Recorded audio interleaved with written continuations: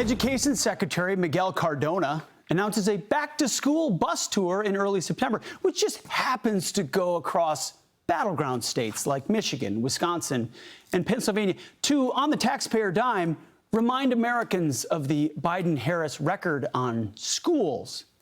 While the Democrat nominee, Kamala Harris, only mentioned education one time in her DNC speech, and it wasn't exactly a policy outline. We are not going to let him eliminate the Department of Education that funds our public schools. We are not going to let him end programs like Head Start that provide preschool and childcare for our children.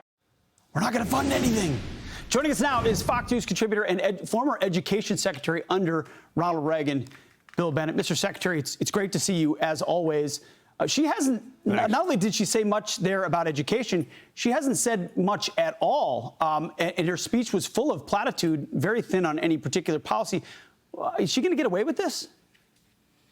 No, she can't. No, look, the Democrat convention, the appearance is attractive, but the reality is ugly and bad and awful and senseless. Whether you're talking about the border, whether you're talking about the economy, or here, whether you're talking about education. He's going to do a tour. What's he going to do?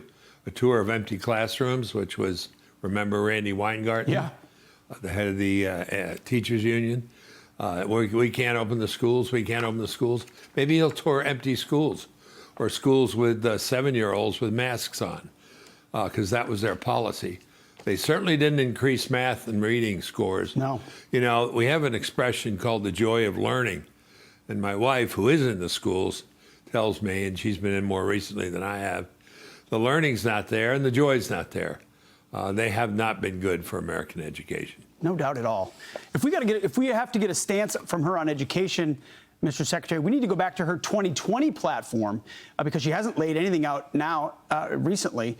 She was for universal preschool, of course, teacher pay raises, targeted student loan forgiveness in California when she was a senator, grants for school diversity initiative, education for girls and minorities. When she was the DA, again, more debt forgiveness. So there was a lot of it had to do with more money. And you've seen, as the education secretary, does more money equal better outcomes?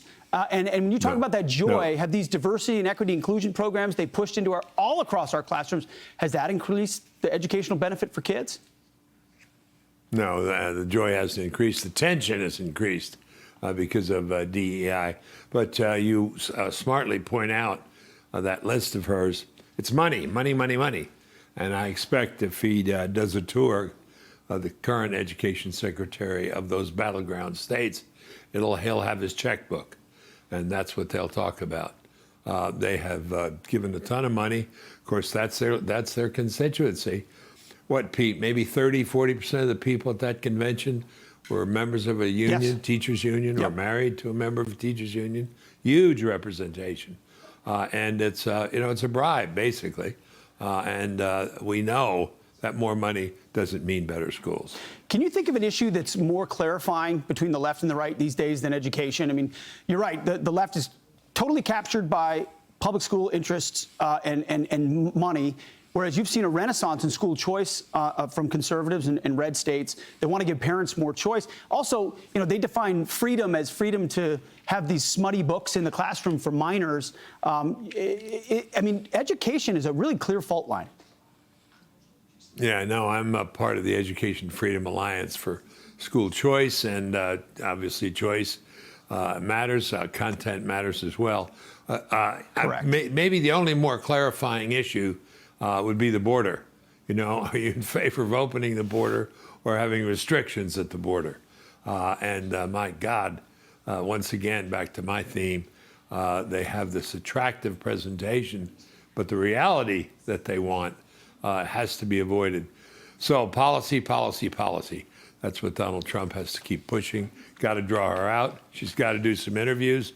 Though as the days go on, Pete, I doubt that she's going to do a lot of interviews. Maybe none, except with very friendly press. You're right. Why would she when they'll cover for her in the process? Right. Bill Bennett, as always, wise words. Thank you, sir. Thank you, Pete. I'm Steve Doocy. I'm Brian Kilmeade. And I'm Ainsley Earhart. And click here to subscribe to the Fox News YouTube page to catch our hottest interviews and most compelling analysis.